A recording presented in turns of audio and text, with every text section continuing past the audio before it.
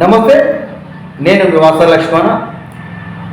నిన్న రాత్రి మనం ఒక వీడియో పెట్టాం. జగిత్యాల ఎమ్మెల్యే సంజయ్ కుమార్ గారు బీఆర్ఎస్ పార్టీలోకి అని క్వశ్చన్ మార్క్ పెట్టి ఒక వీడియో పెట్టిన తర్వాత నాకు పొద్దున ఇద్దరు గురి ఫోన్ చేసింది మన మిత్రుడు. ఏందన్నా నచ్చిన కలవడుతుందా నీకు అంటే, కలవడుతుంది, ఆ కళ నిజమైనది కూడా,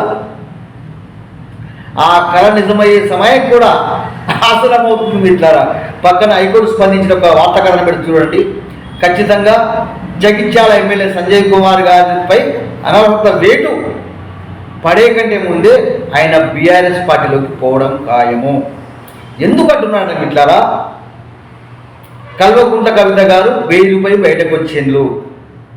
ఆమెకు ప్రత్యేకంగా ఒక నియోజకవర్గము లేదు.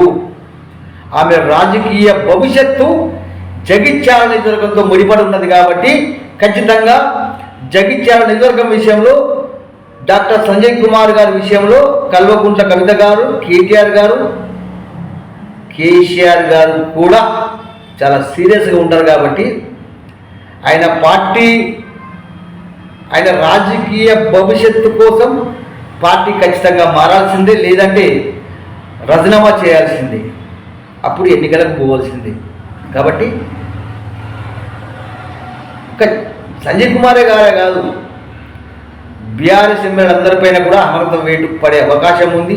పడితే అందరూ కూడా మళ్ళీ గర్ వాపసి పిచ్చే మూడు పోవాల్సిందే.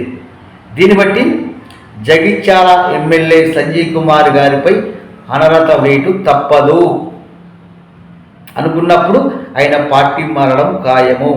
ఎందుకంటే మిత్రులారా, మళ్ళీ చెప్తున్నా, గత వీడియోలో చెప్పినా నేను, జగిత్యాల నియోజకవర్గంలో జీవన్ రెడ్డి గారు కాంగ్రెస్లో ఉన్నారు, ఎమ్మెల్యే గారు కూడా కాంగ్రెస్లోకి వెళ్ళిపోయింది. జీవన్ రెడ్డి గారు ఉన్నంత వరకు కాంగ్రెస్లో సంజయ్ కుమార్ గారికి ప్రాధాన్యత ఉండదు. First one.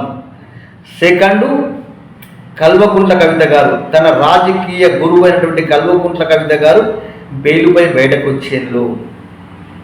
2. మూడవ అంశము అనర్హత వేటు. ఇంకా అనేక రాజకీయ అంశాలని పరిగణలోకి తీసుకొని ఆయన రాజకీయ భవిష్యత్తును దృష్టిలో పెట్టుకొని బీఆర్ఎస్ పార్టీకి పోవడం ఖాయం. ఒకవేళ పోకపోతే అనర్హత వేటు తప్పదు.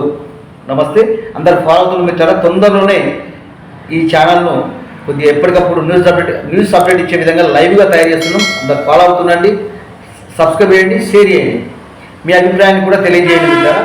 నమస్తే.